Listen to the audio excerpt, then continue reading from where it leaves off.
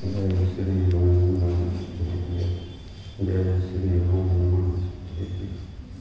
नमो निरंजनां नमो सिद्धां नमो आयर्यां नमो विद्यायां नमो लोके सर्वसां ओंकारं बिंदुसहितं चन्द्रयन्ति योगिनो कामब्रह्मोऽहं च ओंकाराय नमः हरिरसुधं प्रचार सकलं तन्मकलङ्का श्रीनिरूपासितीर्थ सरस्वती भगवान् अज्ञानतिमिरं ज्ञानाञ्जय शलाकया चक्षुरुन्मिलितं तस्मै श्रीगुरुवे नमः परम गुरुवे नमः परम्पराचार्य गुरुवे नमः सकलकलशुद्धं श्रीहंसं परिवर्तकं धर्मसम्बन्धकं भद्रयोगिबोधकारकं प्रकाशं पावनास्तं शास्त्रं श्रीसमयसारनां प्रियम्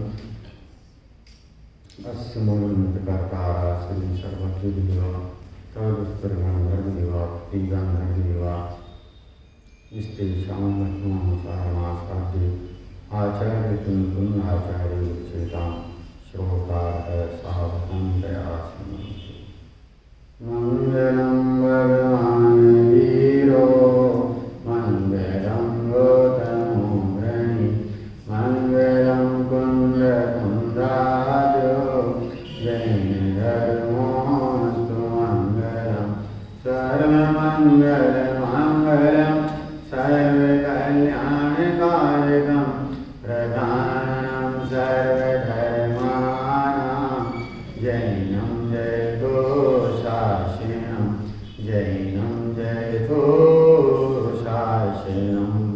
जिनका परम पावन चरित्र जय नील समान अपार जिनके गुणों के कथन में धर न पावे पार बस वीतराग विज्ञान नहीं जिनके कथन का सार पुनः सर्वदर्शी सन्मति को वंदना शतवार वंदना शतवार वंदे तो सब सिद्धे द्रोवचरमणो वंगरिंवते वोच्छामि समय पावुर मीनमो सुध केवले वणिरं नमः समय साराय स्वानुभूत्या चकाशते चित्स्वभावाय भावाय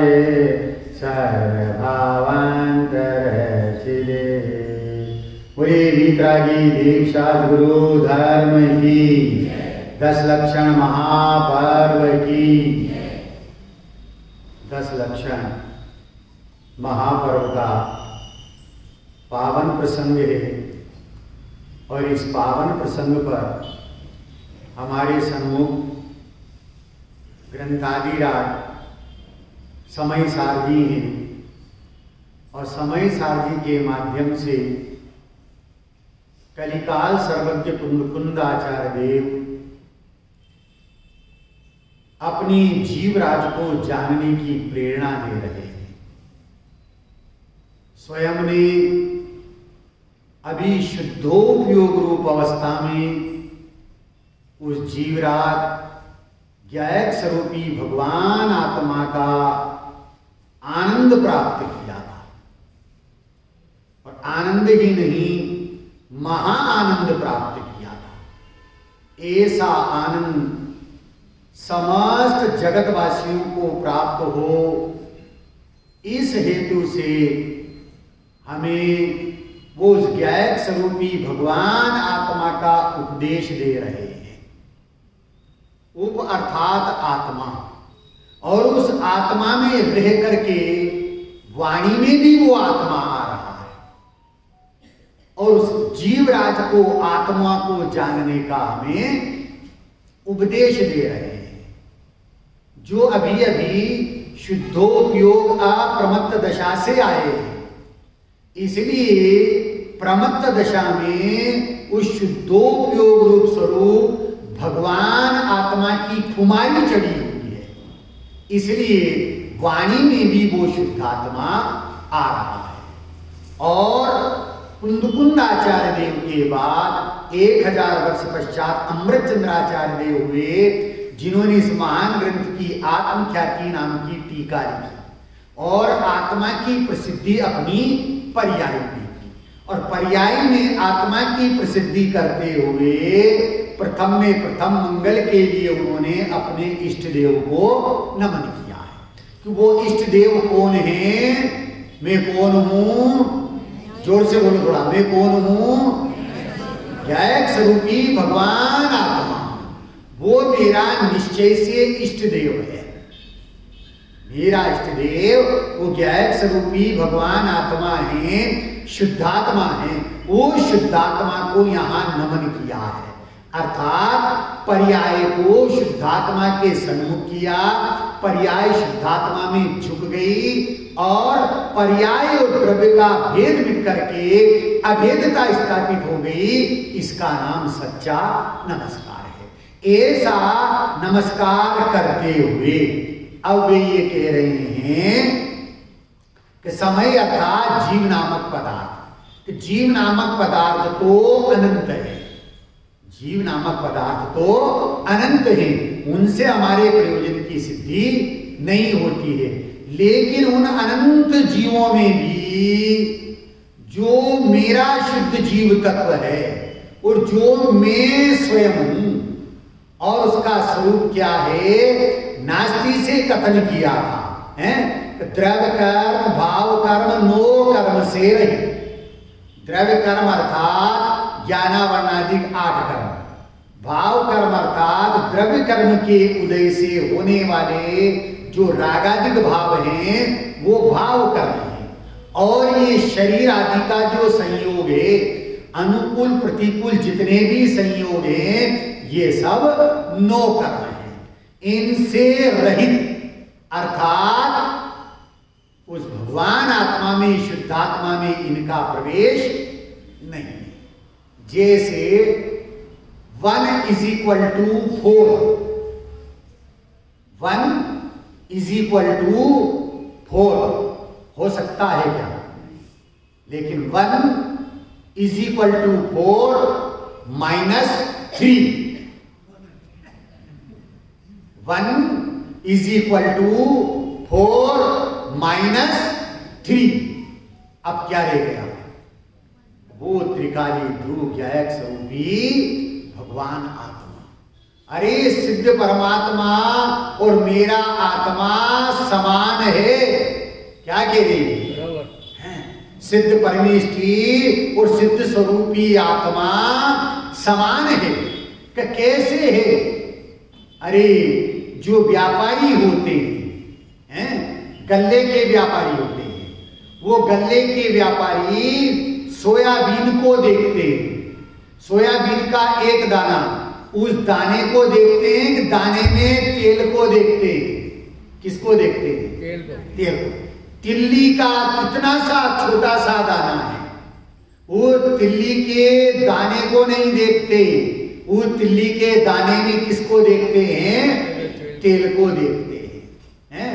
हमारे इधर जो है संतरे के बगीचे, बहुत हमारे इधर का संतरा यहाँ नागपुर तक आता है, जगह जगह संतरे के बगीचे हैं।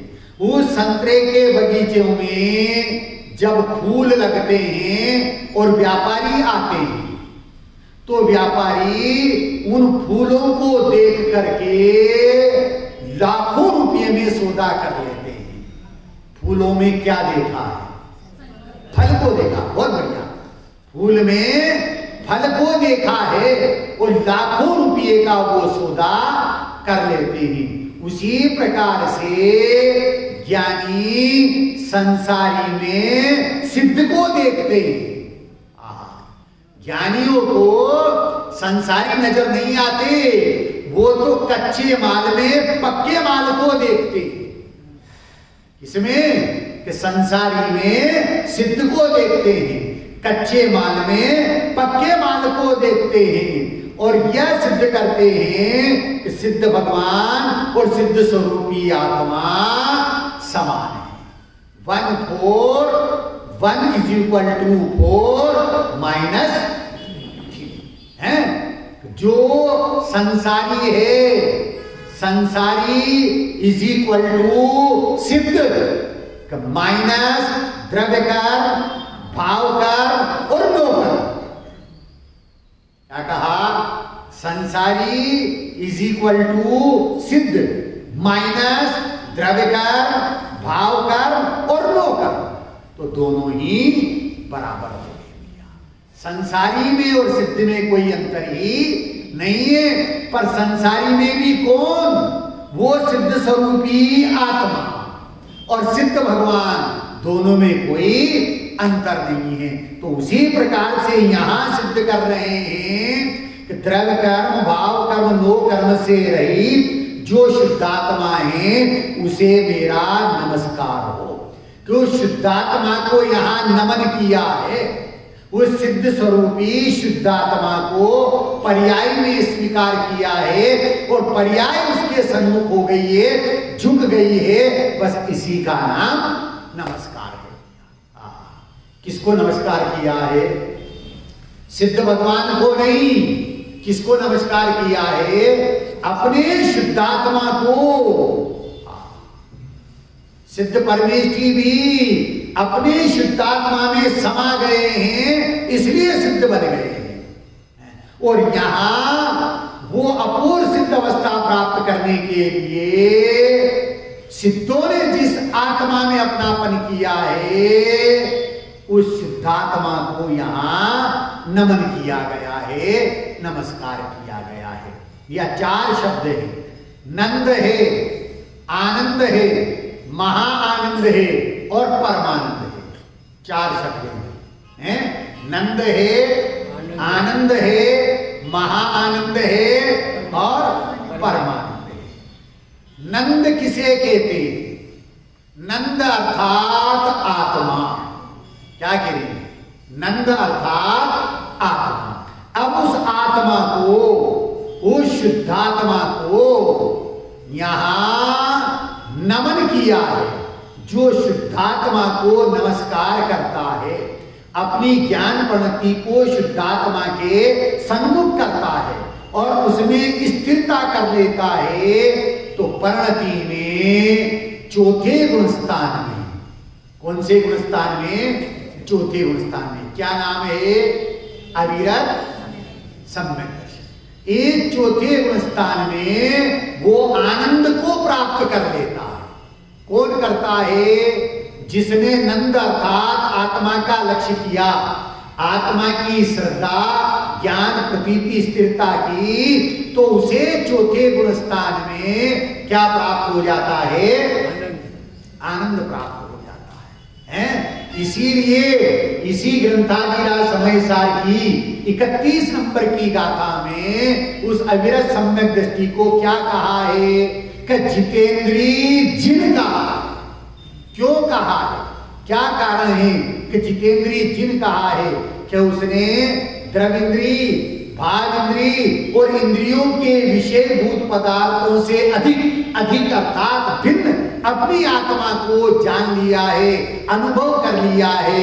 इसलिए वो कौन है? जितेंद्री जिन है। चौथे गुणस्थान वाला जिनेश्वर देव का लघुनंदन है और जितेंद्री जिन उसे कहा। क्यों कहा है? कि उसने नंद अर्थात आत्मा के आश्रय से परिणति में अतीन्द्रिय आनंद को प्राप्त कर लिया है। अब उस आनंद का स्वाद आने से अब उस जीव की स्वरूप में स्थिरता बढ़ती है।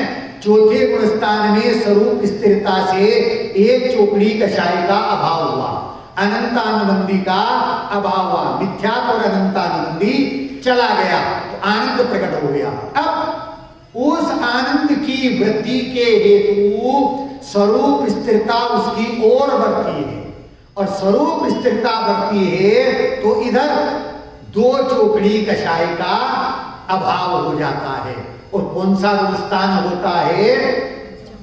पांचवा गुणस्थान होता है। क्या नाम है जिसका? देश विरत, संयमा संयम, विरता विरत। अब यहां आनंद की वृद्धि हो गई है। क्या कहा? पंचम गुणस्थान में क्या हुआ है? आनंद की वृद्धि हुई है, बढ़ रहा है। अब स्वरूप स्थिरता और बढ़ती है और उसके वायु में 3 चोकड़ी कषाय का अभाव होता है और 5वें गुणस्थान से कौन से गुणस्थान में चला जाता है?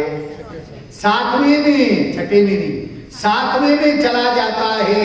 अंतर में मग्नता होती है तो बाहर में नग्नता आ जाती है। क्या कहा? अंतर में मग्नता होती है तो बाहर में नग्नता आ जाती है। क्यों आ जाती है? क्या कारण है? ध्यान से सुनना भैया। प्योर ऑब्जेक्ट, डॉक्टर साहब, pure object plus pure instrument is equal two gives pure effect. क्या कहा? Pure object plus pure instrument gives pure effect. Pure object अर्थात विषय किसको बनाया है? शुद्धात्मा। शुद्धात्मा कैसा है? प्योर। बहुत बढ़िया। प्योर ऑब्जेक्ट द्रव्य कर्म भाव कर्म नो कर्म से रहित है। रहित करना नहीं है, रहित ही है। कब? सिद्धालय में या संसार अवस्था में? बहुत बढ़िया। यहां संसार अवस्था में अभी द्रव्य कर्म भाव कर्म नो कर्म से वो रहित है। ये तो पुद्गल है या मैं नहीं, इनसे रहित जो शुद्धात्मा वो प्योर ऑब्जेक्ट है। फिर कहते हैं प्लस प्योर इंस्ट्रूमेंट। साधन क्या है? कि साधन भी प्योर है। साधन वो क्या है? राग नहीं है, पुण्य का परिणाम नहीं है। वो साधन क्या है? कि ज्ञान साधन है। क्या कह रहे हैं? वो साधन कौन सा है? कि ज्ञान है। प्योर ऑब्जेक्ट है, प्योर इंस्ट्रूमेंट ज्ञान साधन है। जब ज्ञान साधन ने प्योर पवित्र शुद्धात्मा का लक्ष्य किया, अवलंबन किया, उसको जाना, प्रतीति में लिया, तो अब प्रभाव क्या आएगा? क्या आएगा? प्योर इफेक्ट अर्थात अतीन्द्रिय आनंद, सुख दशा। और वो 5 में से कौन से गुणस्थान में पहुंच जाता है? 7वें गुणस्थान में। आप प्रमत्त दशा में, अब आप प्रमत्त दशा में क्या है? आनंद है, आनंद की वृद्धि है। ना आनंद है, ना आनंद की वृद्धि है, महाआनंद है। कौन सा आनंद है? महाआनंद है। कौन से गुणस्थान में? 7वें में। अप्रमत्त गुणस्थान, वहां महा आनंद है।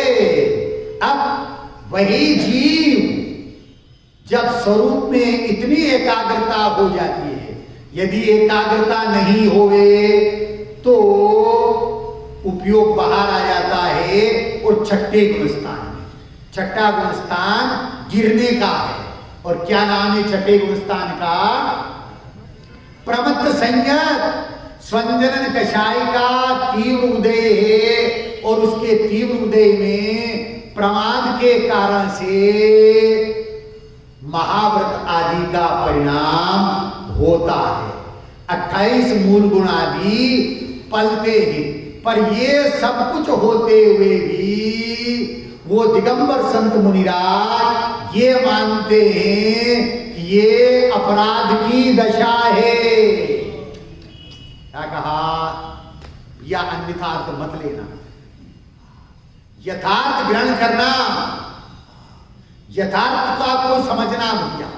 वो दिगंबर संत मुनिराज क्या मानते हैं कि संजनन कषाय के तीव्र उदय में अप्रमत्त दशा से 7वें गुणस्थान से स्वरूप से च्युत हो गए और 6ठे गुणस्थान में आ गए।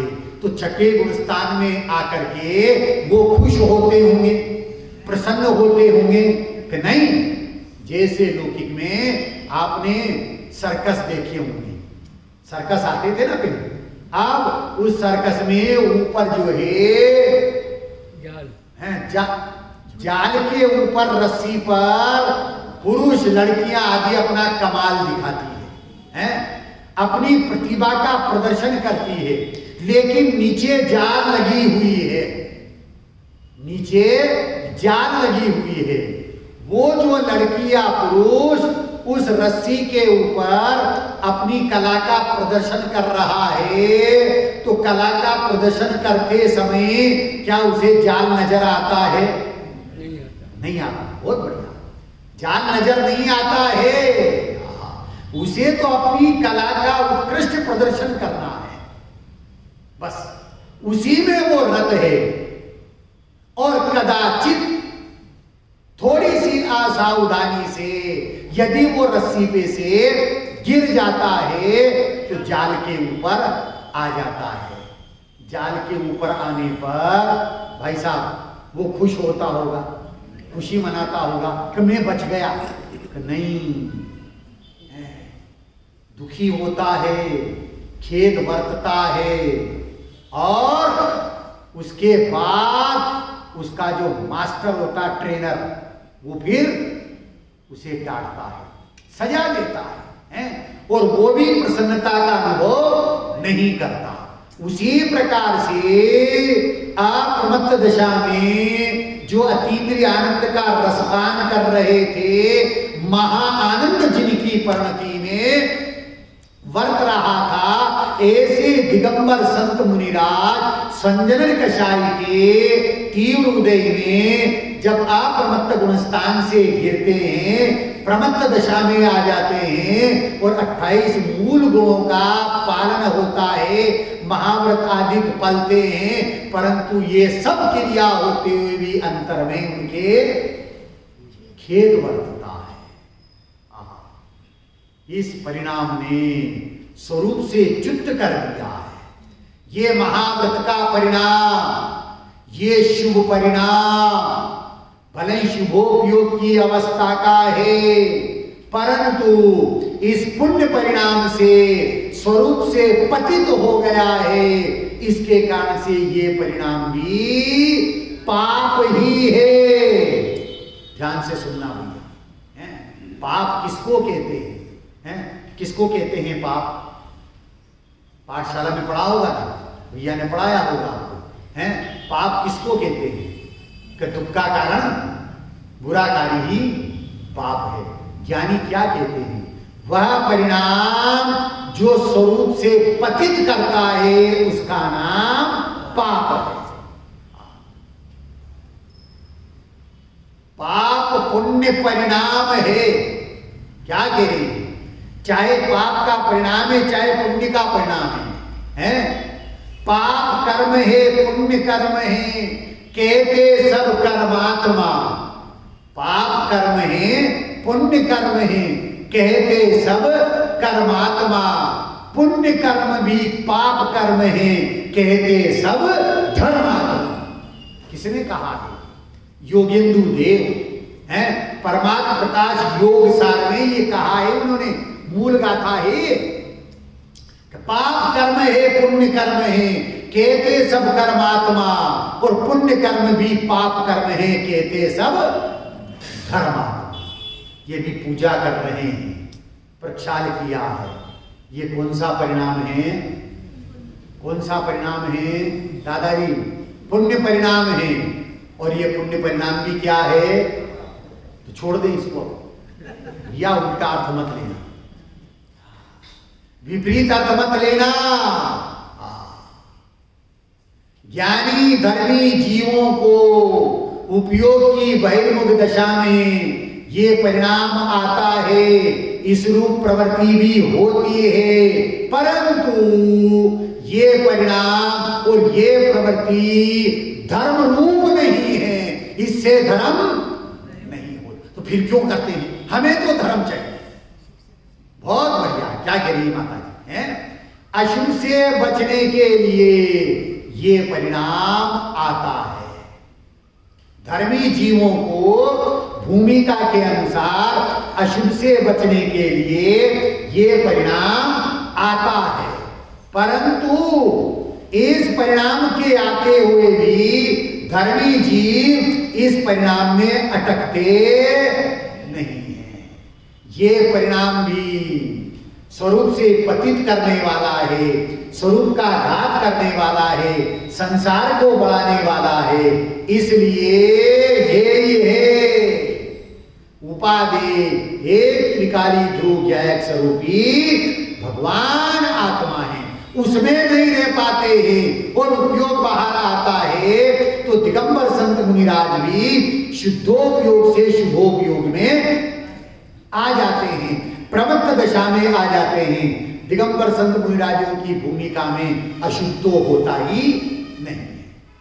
ये शुभ परिणाम प्रमत्त दशा में महाव्रत आदि का परिणाम है, पुण्य परिणाम है, और इस परिणाम ने स्वरूप से पतित कर दिया है। इसलिए ये परिणाम भी पाप रूप परिणाम ही है, ये शुद्ध रूप परिणाम नहीं। अब पुनः इसी प्रमत्त गुण स्थान में स्वरूप सन्मुक्ता का उग्र पुरुषार्थ करते हैं, और उग्र पुरुषार्थ करते हुए पुनः वापस अप्रमत्त दशा में शुद्धोपयोग अवस्था में पहुंच जाते हैं, और स्वरूप स्थिरता इतनी बढ़ जाती है कि श्रेणी मान लेते हैं। क्या करते हैं? श्रेणी मानते हैं, उपशम श्रेणी मानते हैं, तो 11वें तक जाते हैं, पुनः गिर जाते हैं। लेकिन वो महाआनंद का स्वाद जिन्हें आ गया था, उसके कारण से अब वो शपथ श्रेणी मानते हैं, और शपथ श्रेणी मान करके 8वें गुण स्थान में आते हैं, 9वें में आते हैं, 10वें में आते हैं, और 10वें में से वो कहां चले जाते हैं? 12वें में चले जाते हैं। कौन से गुण स्थान में चले जाते हैं? वो क्या नाम है 12वें गुण स्थान का? क्षीण मोह का क्षय हो गया है, वीतरागी बन गए हैं। 12वें गुण स्थान के अंत समय में वीतरागी बन गए हैं, लेकिन अभी सर्वज्ञ नहीं हुए। सर्वज्ञ कहां? 13वें गुण स्थान के पहले समय में सर्वज्ञ हो गए हैं। अब क्या प्राप्त कर रहे हैं? चौथे गुण स्थान में आनंद लिया था, 7वें से 12वें में महाआनंद प्राप्त हुआ था, और 13वें 14वें सिद्ध अवस्था में परमानंद प्राप्त हो रहा है। नंद है, आनंद है, महाआनंद है, और परमानंद है भैया। नंद तो त्रिकालवर्ती जीव है भैया। अरे निगोदिया जीव है, वो भी नंद है कि नहीं है बहन जी? नंद अर्थात आत्मा, एक इंद्रिय जीव जिसे दुनिया जीव नहीं मानती है। या तो जैन दर्शन का कमाल है, जैन दर्शन की महिमा है, हैं? अभी अपन यहाँ 10 लक्षण महापर्व में हरि खाते कि नहीं खाते? कि नहीं खाते। हमारे यहाँ 99.99 घरों में हरि का सेवन नहीं होता, हरी सब्जी नहीं बनती। क्यों नहीं बनती? कि वो जो हरित काय की सब्जी है, एक इंद्रिय जीव उसमें विद्यमान है, जिसे दुनिया जीव नहीं मानती। पर दुनिया में भी सर जगदीश चंद्र बसु हुए हैं, उन्होंने आज से 200 वर्ष पहले ये सिद्ध कर दिया था कि ये जो वनस्पति है इसमें भी जीव होता है। और अगर प्रयोग करके देखना हो तो अभी बरसात के मौसम में छुई मुई का पौधा होता है। जब छुई मुई का पौधा होता है, अगर उसकी पत्ती को उंगली टच कर दे तो क्या हो जाता है? वो सिकुड़ जाती है। वो क्यों सिकुड़ जाती है? क्या कारण है? जीव है, स्पर्श करने से उसे वेदना हुई है और वो सिकुड़ जाता है। एक इंद्रिय जीव है जैन दर्शन ये कहता है कि जिन धर्मावलंबियों को एक इंद्रिय जीव की भी रक्षा करने का परिणाम आए बिना रहता नहीं है, और रक्षा का परिणाम भी आता है और उस रूप प्रवृत्ति भी होती है। बहन जी, अनाज साफ करते हैं कि नहीं करते हैं? अनाज मिलते कि नहीं मिलते? ये पूजन की सामग्री है, इसको पंसारी की दुकान पे से लेकर आकर के चढ़ा देते हैं क्या?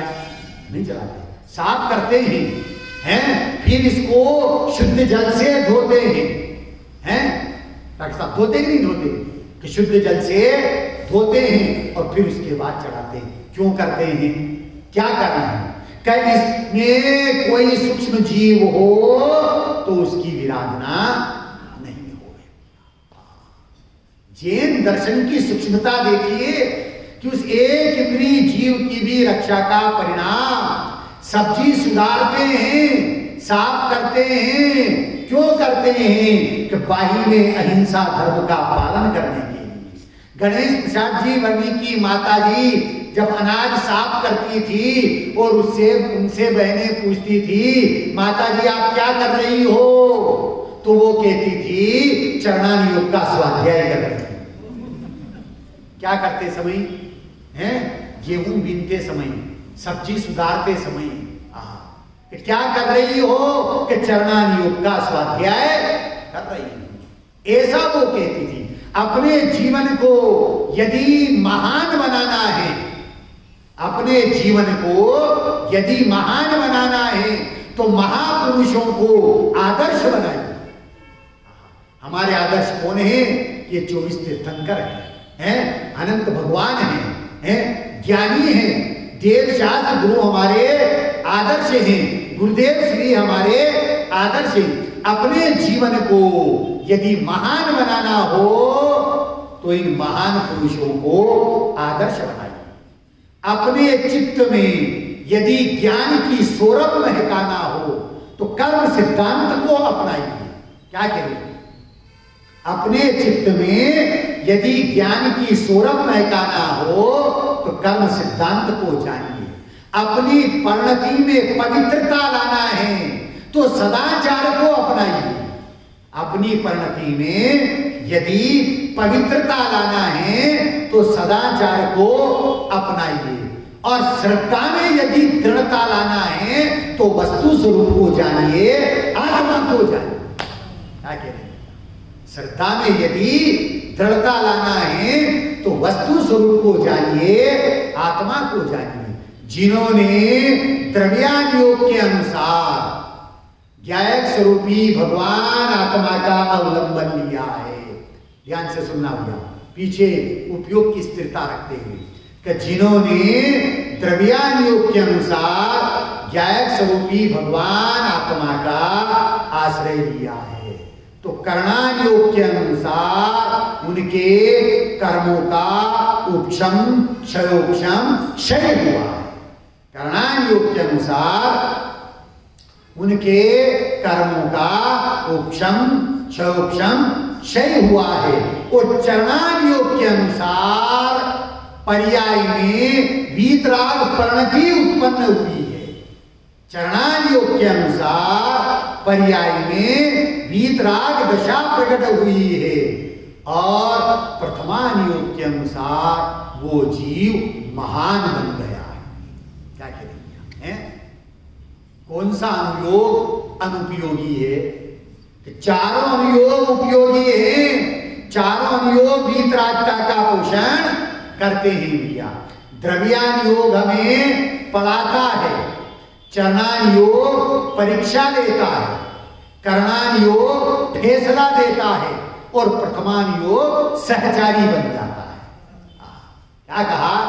द्रव्यान योग पढ़ाता है, चरणान योग परीक्षा लेता है, चरणान योग परीक्षा लेता है, कर्णान योग फैसला देता है और प्रथमान योग सहचारी बनता है।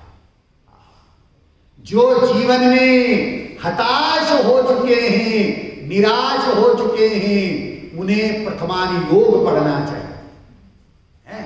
जो जीवन में हताश हो चुके हैं, निराश हो चुके हैं, उन्हें प्रथमान योग पढ़ना चाहिए। जिन्हें दूसरे के दोष देखने की आदत है उन्हें करणान योग पढ़ना चाहिए। जिन्हें दूसरे के दोष देखने की आदत है उन्हें करणान योग पढ़ना चाहिए। जो आचरण से भ्रष्ट हैं उन्हें चरणान योग पढ़ना चाहिए। और जिसकी दृष्टि में ही दोष है उसे द्रव्यान योग पढ़ना चाहिए। प्रथमान योग कहता है ऐसा हुआ था। प्रथमान योग क्या कहता है? ऐसा हुआ था। चरणान योग कहता है ऐसा होना चाहिए। करणान योग कहता है ऐसा करेगा तो ऐसा होगा। और द्रव्यान योग कहता है वस्तु का स्वरूप तो ऐसा ही है। पंचास्तिकाय ग्रंथ है कुंकुंदाचार्य देव का, उनने कहा है कि ग्रंथ तात्पर्य और सूत्र तात्पर्य दो लिए। ग्रंथ तात्पर्य, कि ग्रंथ का तात्पर्य क्या है? वीतरागता। चारों नियोगों का प्रयोजन क्या है? कि वीतरागता है। सूत्र तात्पर्य अर्थात उस सूत्र का भाव क्या है, उस गाथा का भाव क्या है, उसको ग्रहण करना है। यहां ग्रंथ तात्पर्य में से भी और सूत्र तात्पर्य में से भी किसको ग्रहण करना है? नंद अर्थात आत्मा। उस आत्मा के आश्रय से परिणति में आनंद होगा और वो आनंद बढ़ते बढ़ते 7वें से 12वें स्थान में महाआनंद होगा और 13वें 14वें सिद्ध अवस्था में तो परमानंद रूप अवस्था हो जाएगी। भैया ऐसी परमानंद रूप अवस्था होवे, इसके लिए यहाँ आचार्य देव ने किसको नमस्कार किया है? नंद को अर्थात शुद्धात्मा को नमस्कार किया है। शुद्धात्मा की सत्ता को स्वीकार किया है।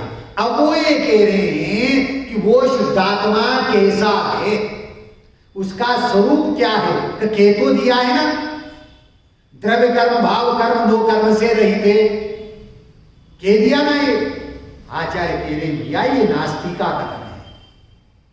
दुनिया को परिचय किधर से है? व्यवहार से है। संयोग का परिचय है, इसलिए संयोग का ज्ञान कराया। क्या कराया? संयोग को हटाया नहीं, संयोग को मिटाया नहीं, संयोग का ज्ञान कराया है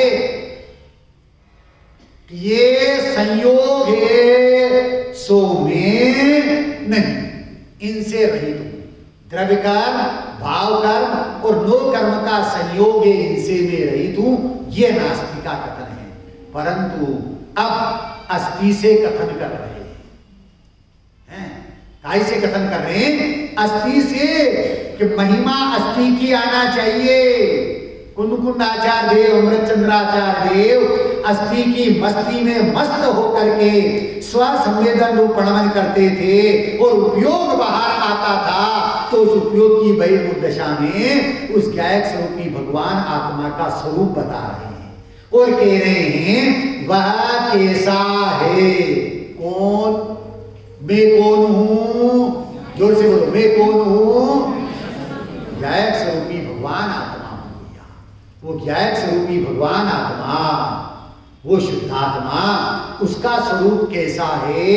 तो 4 अस्थियों को सिद्ध करते हैं। भैया ने भी लिया था रात को, हैं? 4 अस्थियों को सिद्ध करते हैं। द्रव्य अस्थि, गुण अस्थि, पर्याय अस्थि और सिद्ध अर्थात सर्वज्ञ स्वभाव रूप अस्थि। पुनः 4 अस्थियों को सिद्ध किया है। द्रव्य अस्थि, गुण अस्थि, पर्याय अस्थि और सर्वज्ञ स्वभाव रूप अस्थि को और सर्वज्ञ पर्याय को की अस्थि को भी सिद्ध किया। 4 अस्थियों को सिद्ध किया है। अस्थि अर्थात है, डॉक्टर साहब, हे का हकार हो, हे का हकार हो, नहीं का नकार हो। हे का हकार हो, नहीं का नकार हो और स्व का ही स्वीकार हो, और बस यही तो समय का सार है। ये समय का सार है। ये समय का सार शुद्धात्मा वह कैसा है कि 4 अस्थियों को सिद्ध किया, द्रव्य अस्थि, गुण अस्थि, पर्याय अस्थि और सर्वज्ञ स्वभाव रूप अस्थि को सिद्ध किया है। सर्वज्ञ अर्थात सिद्ध पर्याय की अस्थि को भी सिद्ध किया है। वो 4 अस्थि रूप कहते हैं और पहली अस्थि यहां ले रहे हैं। क्या कह रहे? पहली अस्थि है द्रव्य रूप अस्थि, वह कैसा है? भावाय। क्या कह रहे? भावाय नमः समय साराय स्वानुभूत्या चकासते चित्त स्वभावाय भावाय। भावाय, भावाय से द्रव्य रूप अस्थि को सिद्ध किया है। वह द्रव्य, वो शुद्धात्मा, वो ज्ञायक स्वरूपी भगवान आत्मा कैसा है? सुख शांत रस से लबालब ज्ञान सागर आत्मा विभ्रम का चादर हटा सर वांग पर गटे आत्मा।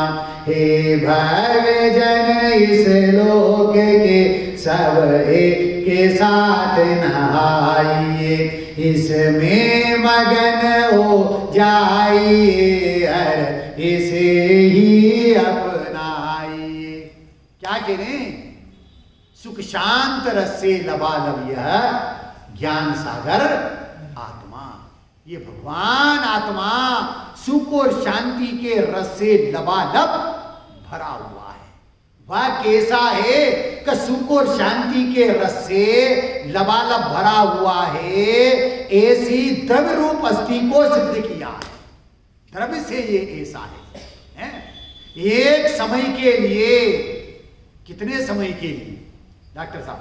एक समय के लिए यदि ज्ञान पर्याय इस ज्ञायक का लक्ष्य कर ले और उसमें स्थिर हो जाए तो क्या हो जाए? निहाल हो जाए। वो पर्याय निहाल हो जाए, करते करते हो जाए, उसे करने के लिए कुछ बाकी रहे ही नहीं। कहा है दया दान पूजाशील पूंजी को अजाने पनो, जितनी तू हंसनादि काल में कमाएगो, तेरे बिन विवेकी कमाई रहे ना हाथ, भेद ज्ञान भी नहीं के समय में गमाएगो। अमल अखंडित स्वरूप सुध चिदानंद, जाके बंज माई एक समय तू रमाएगो। हेरे प्रताप मान एक समय की कमाई तू अनंत काल खाएगो। क्या कह रही? एक समय की कमाई अनंत काल खाएगो। दया दान पूजाशील पूंजी को अजाने पनो, जितनी तू हंसनादि काल में कमाएगो, तेरे बिन विवेकी कमाई रहे ना हाथ, भेद ज्ञान भी नहीं के समय में गमाएगो। अमल अखंडित स्वरूप शुद्ध चिदानंद, जाके बंज माई के समय तू रमाएगो। मेरी समझ मांझी अपने प्रताप आपो, एक समय की कमाई तू अनंत काल खाएगो। कितने समय की कमाई है? एक समय की। कर्णान योग में एक समय किसको कहते हैं? किसका नाम है? या तो कर्णान योग के बहुत ज्ञाता हैं। एक समय किसको कहते हैं? किसका नाम एक समय है? क्या पुद्गल का एक परमाणु दूसरे पुद्गल के परमाणु तक मंद गति से जो गमन करता है, उस गमन काल को एक समय कहते हैं। पुद्गल का एक परमाणु दूसरे परमाणु तक जो गमन करता है, मंद गमन करता है, उस गमन काल को इतने से समय के लिए यदि ये साकार उपयोग, ये पर्याय ज्ञायक के सन्मुख हो जाए और उसमें स्थिरता कर ले, तो एक समय की कमाई तो अनंत काल आएगा। ऐसा आत्मा का आनंद आएगा कि बस उस आनंद की प्राप्ति के लिए पुरुषार्थ बढ़ता ही रहेगा, चलता ही रहेगा। और जब तक सिद्ध अवस्था नहीं होगी, सिद्ध दशा नहीं होगी, तब तक जो है पुरुषार्थ चलता रहेगा। तोडरमल जी ने मोक्ष मार्ग प्रकाशक के 9वें अधिकार में मोक्ष की सिद्धि कैसे की है कि पुरुषार्थ से मोक्ष की सिद्धि। वो पुरुषार्थ, एक समय का पुरुषार्थ जो है बढ़ते बढ़ते बढ़ते कहां तक पहुंच जाएगा, सिद्ध अवस्था तक पहुंच जाएगा है। पर पुरुषार्थ समवाय की मुख्यता से कथन किया है, पर अन्य 4 समवाय भी उसमें गर्भित है भैया, मुख्यता उसकी। तो यहां ये कह रहे हैं कि एक समय के लिए जो ज्ञान पर्याय ज्ञायक में स्थिर हो गई है, उस ज्ञान पर्याय ने ये जान लिया है वह शुद्धात्मा, वह ज्ञायक कैसा है कि शुद्ध सत्ता स्वरूप वस्तु है। क्या कह रहे हैं? वो ज्ञायक, वो शुद्धात्मा कैसा है? सत्ता स्वरूप है। लोक में 6 द्रव्य सत्ता स्वरूप है, असत्ता वाला कोई द्रव्य है ही नहीं। यहां तो 6 द्रव्य की लोक में सत्ता है, पर यहां किसकी मुख्यता से कथन चल रहा है? जीव द्रव्य। और जीव द्रव्य में भी, जी नामक पदार्थ में भी शुद्धात्मा। और किसका शुद्धात्मा? कि मेरा शुद्धात्मा, उसकी सत्ता है। द्रव्य की अस्थि को सिद्ध कर रहे हैं कि द्रव्य सत्तावान है। यहां असत्ता वाले की चर्चा नहीं, सत्ता है। ये कौन कहता है? यहां ग्रंथ में लिखा है इसलिए सत्ता है कि नहीं? कुंद कुंद आचार्य देव कह रहे हैं सर्वज्ञ परमात्मा इसलिए सत्ता है कि नहीं? किसके? हाँ, किसके कारण से? ऐसा कौन सा गुण है? अस्तित्व गुण। बहुत बढ़िया, बहुत बढ़िया। किसमें है? 6 द्रव्यों में। लेकिन यहां 6 द्रव्य की चर्चा नहीं है। किसकी चर्चा है? जीव द्रव्य, शुद्ध जीव तत्व, शुद्धात्मा, अस्तित्व नाम का गुण है, उसकी सत्ता विद्यमान है। करता जगत का मानिता जो कर्म या भगवान को, वह भूलता है लोक में अस्तित्व गुण के ज्ञान को।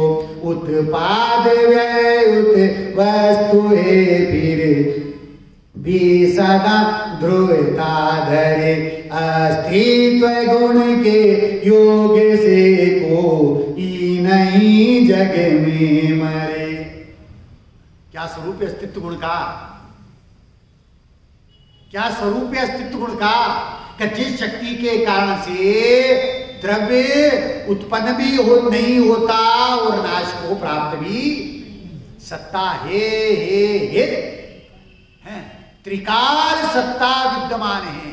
भूतकाल में था, वर्तमान में और भविष्य काल में भी त्रिकाली परम शुद्ध निश्चय नहीं का विषय, त्रिकाली ज्ञायक स्वरूपी भगवान आत्मा, वो तीनों काल रहने वाला है।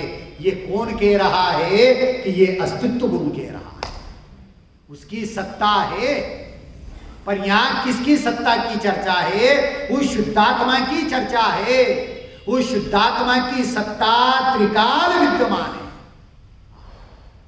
यहां सत्ता वाले की चर्चा है, असत्ता वाले की चर्चा नहीं है।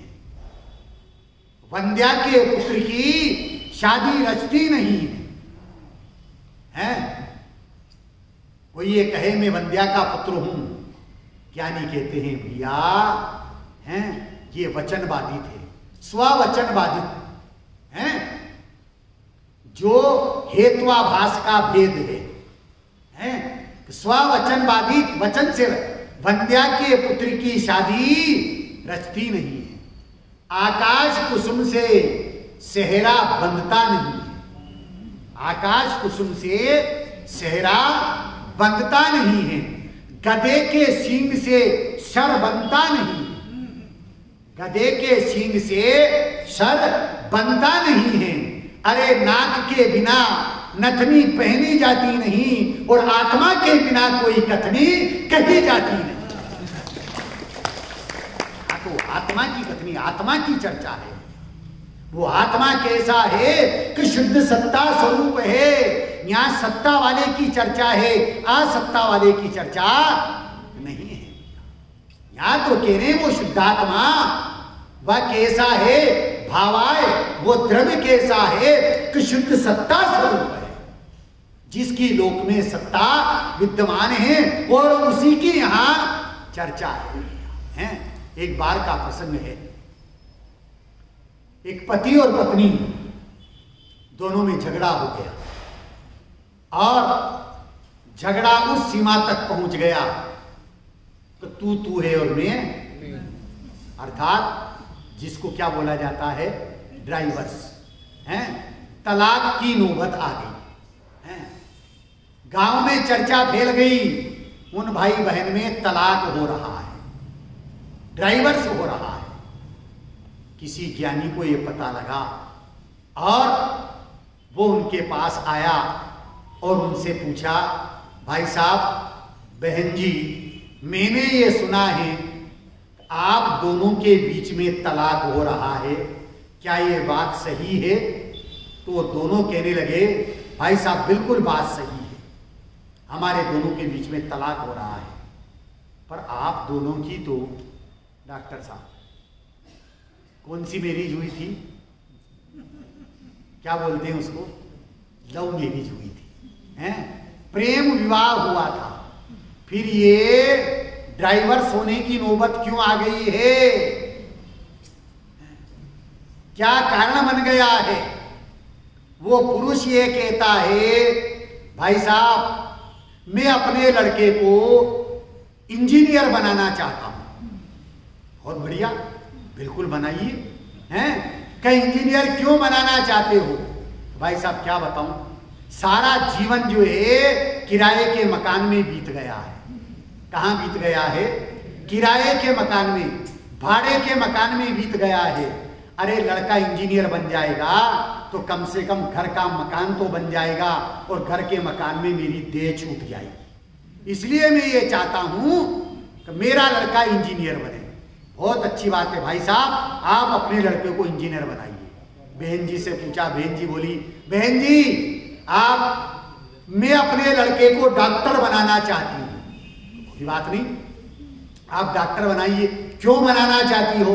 भाई साहब मैं 12 महीने बीमार रहती हूं, हैं?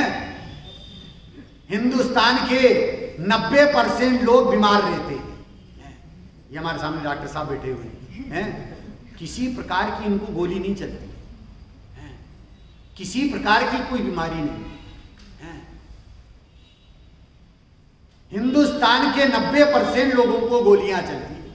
तो वो कहती, भाई साहब मैं 12 महीने बीमार रहती हूं, महीने में 4 बार डॉक्टर आता है, हर समय उसे जो है 100 रुपये फीस के देना पड़ते हैं। अगर लड़का डॉक्टर बन जाएगा तो कम से कम फीस के पैसे तो बच जाएंगे। तो बहन जी आपकी बात भी बिल्कुल सही है, आप बिल्कुल अपने लड़के को डॉक्टर बनाइए।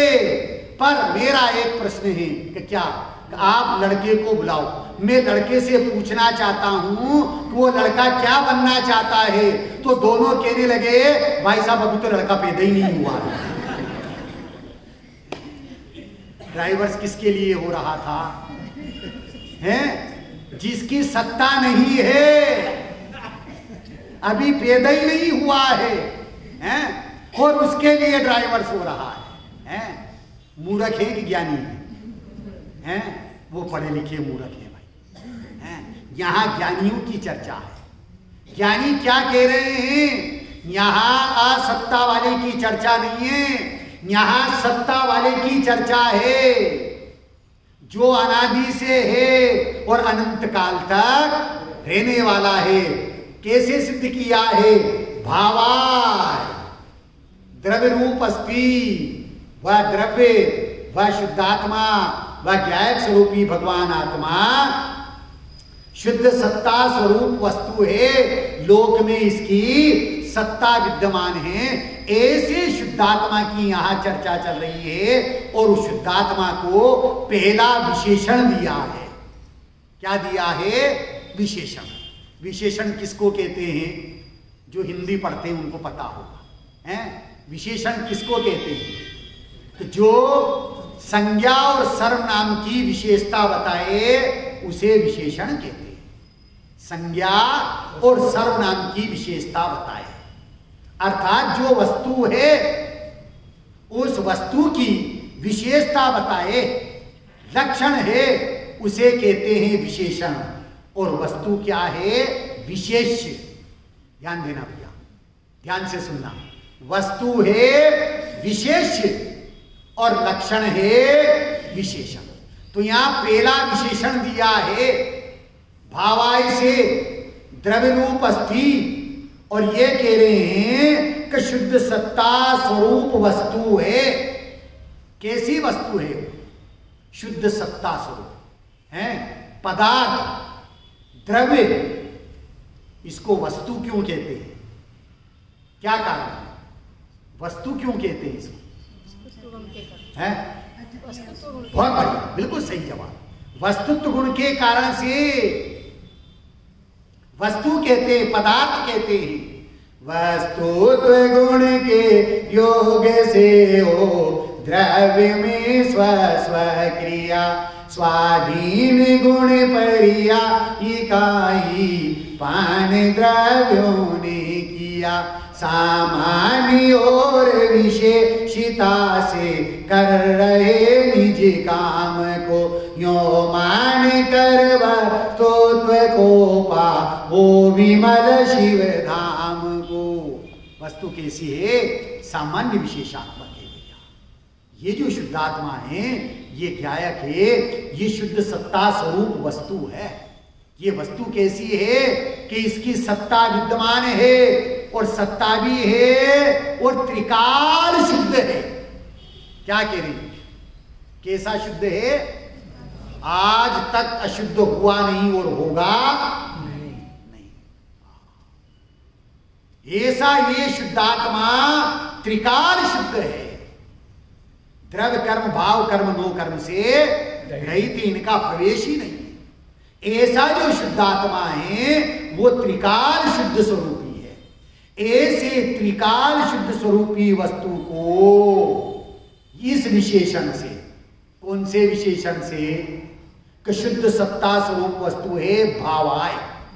इस विशेषण से, ये विशेष का विशेषण है, विशेष पदार्थ आत्मा, शुद्धात्मा, और ये विशेषण दिया, लक्षण किया। वो कैसा है कि शुद्ध सत्ता स्वरूप वस्तु है। इस विशेषण पद से, इस विशेषण पद सर्वथा अभाववादी नास्तिकों का मत खंडित हो गया। क्या कह रहे हैं? कहते हैं ना लोग में, अरे साहब आत्मा को आपने देखा है? कैसा है आत्मा? हम तो आंखें बंद करते हैं तो अंधेरा नजर आता है। राजकोट की बात है, गुरुदेव श्री वहां गए हुए थे डॉक्टर साहब, और वहां जो है उनका प्रवचन चल रहा था। हजारों की संख्या विद्यमान थी, उपस्थित थी, और उन्होंने ज्ञायक स्वरूपी भगवान आत्मा में हूं, ये त्रिकाल अनादि अनंत है, शुद्ध सत्ता स्वरूप है, ऐसा लिया। और अगले दिन जो है एक बालक ने प्रश्न किया, गुरुदेव मैं बिल्कुल आलती पालती मान करके बैठ गया, आंखें बंद करके मैंने उस आत्मा को प्राप्त करने की, अनुभव करने की कोशिश करी, पर मेरे को तो आत्मा नजर ही नहीं आया। गुरुदेव ने पूछा, भैया बेटा तुझे क्या नजर आया? काला काला अंधेरा नजर आया। अंधेरा नजर आया? कहां? ये अंधेरा है, ये किसने जाना? अंधेरा है दादाजी, ये किसने जाना? कि ज्ञान ने जाना। किसने जाना? कि ज्ञान ने जाना। तो ये ज्ञान जिसमें है बस वही तो तू है। ये ज्ञान जिसमें है बस वही तो तू है भैया।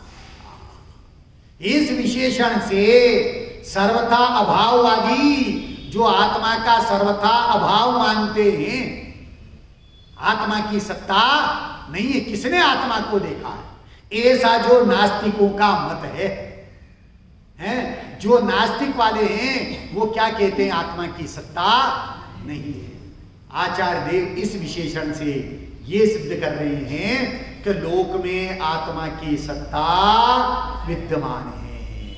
भावाय द्रव्य रूप अस्ति, ये शुद्ध सत्ता स्वरूप वस्तु है, अर्थात इसका अभाव नहीं है। जो सर्वथा आत्मा का अभाव मानते हैं उनके मत का खंडन करते हुए, हैं, उनके मत का खंडन करते हुए ये सिद्ध किया है कि आत्मा की सत्ता त्रिकाल विद्यमान है। विभाव का हो खंडन, स्वभाव का हो मंडन, विभाव का हो खंडन, स्वभाव का हो मंडन, और जिन आज्ञा का नहीं हो उल्लंघन। जिन आज्ञा क्या है? ये है शुद्ध सत्ता स्वरूप वस्तु है, द्रव्य रूप अस्ति है। इस विशेषण से, इस लक्षण से जो आत्मा का सर्वथा अभाव मानते हैं, उनके मत का खंडन किया और यह सिद्ध किया है कि इस आत्मा की त्रिकाल सत्ता विद्यमान है, इसका अभाव नहीं है। हाँ, कथनचित अभाव, ध्यान से सुनना, अभी रात्रि की चर्चा में भी आया था 2 दिन पहले। जिनागम का हर वचन अनेकांत की सिद्धि करता है। काय की सिद्धि करता है? अनेकांत। अनेकांत अर्थात स्यात् अस्ति और स्यात् अस्ति। अस्ति है लेकिन कथनचित नास्ति भी है। किसकी नास्ति है? पर की नास्ति है। स्व की अस्ति, पर की नास्ति, इसी का नाम तो है अनेकांत। प्रत्येक वस्तु में वस्तुपने को निपजाने वाली परस्पर 2 विरुद्ध शक्तियों का प्रकाशन बना पाया जाता है कि स्वास्थ्य अस्ति है और पर से इसका नाम अनेकांत है। भैया अनेकांत को सिद्ध कर रहे हैं, पर यहां तो जो सर्वथा आत्मा का अभाव मानते हैं, आत्मा की सत्ता ही नहीं मानते हैं, ऐसे नास्तिकों के मत का खंडन किया। जो आत्मा की सत्ता ही नहीं मानते हैं उनके मत का खंडन किया और ये कहा कि वो आत्मा शुद्ध सत्ता स्वरूप है। ध्रुव, आत्मा को ध्रुव क्यों कहते हैं? क्या कारण है? ध्रुव क्यों कहते हैं? बहुत बढ़िया, बिल्कुल सही जवाब। शाश्वत है, जिसका उत्पाद नहीं है, व्यय नहीं है, जिसका उत्पाद होता है वो मैं नहीं, और मेरा कभी उत्पाद होता नहीं। जिसका व्यय होता है वह मैं नहीं, और मेरा कभी व्यय होता नहीं। मैं तो उत्पाद व्यय से परे अनादि अनंत त्रिकाली ध्रुव ज्ञायक स्वरूपी भगवान आत्मा शाश्वत हूं, इसलिए आत्मा को ध्रुव कहा जाता है। आचार्य देव कह रहे हैं, एक बार भैया अपने उपयोग रूपी घोड़े को ध्रुवधाम रूपी खूंटे से बांध दे। क्या बात? किससे बांधे?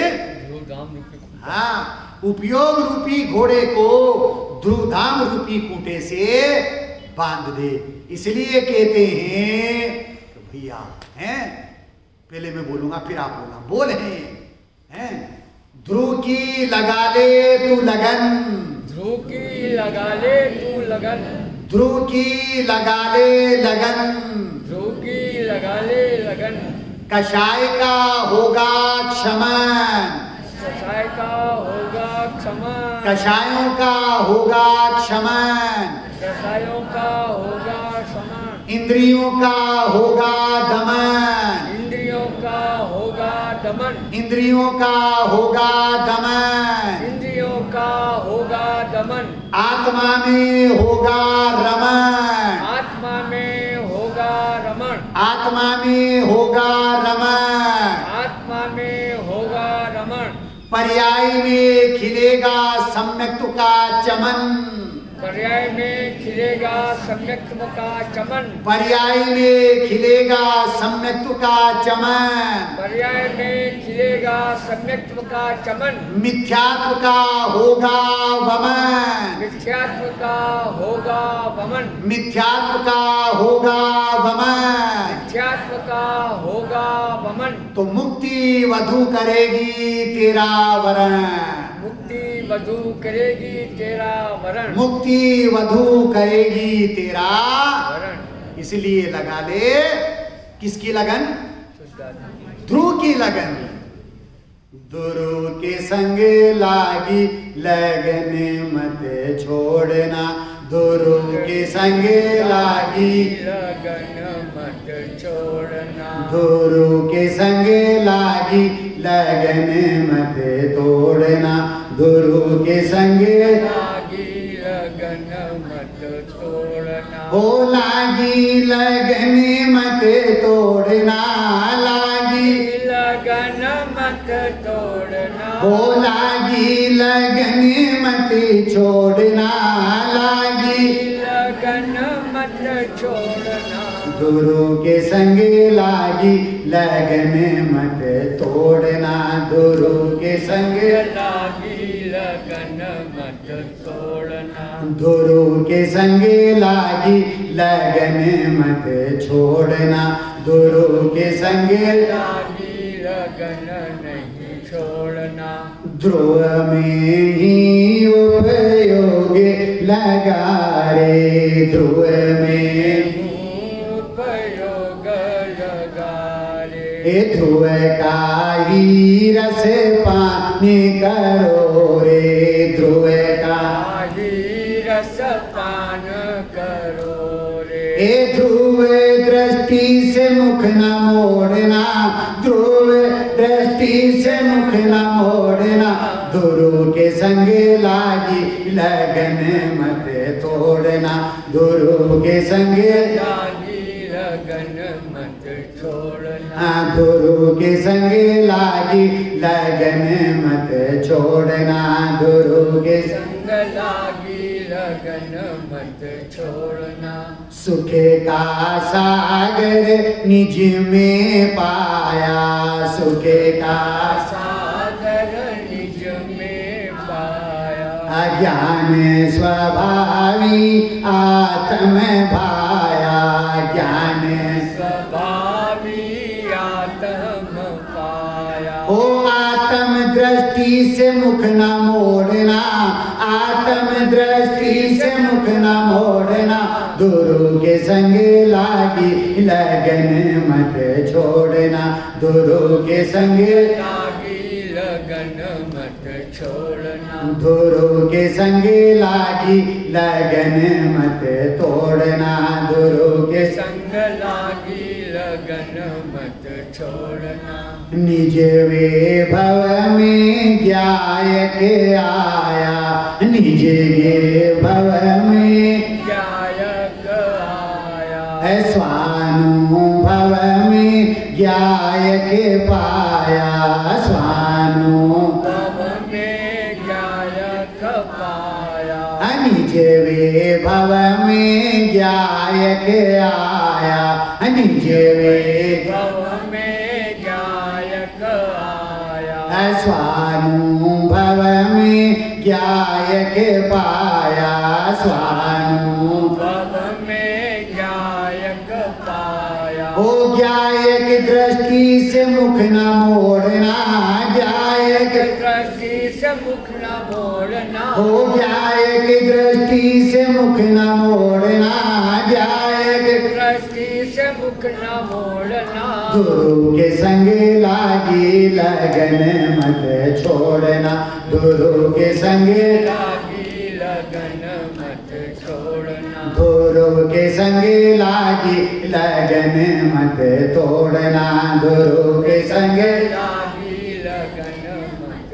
छोड़ना, हो लागी लगन मत तोड़ना, लागी लगन मत तोड़ना, हो लागी लगन मत छोड़ना, लागी लगन मत गुरु के संग लागी लगन मत तोड़ना, गुरु के संग लागी लगन मत छोड़ना, गुरु के संग लागी लगन मत छोड़ना, गुरु के संग लागी लगन मत छोड़ना।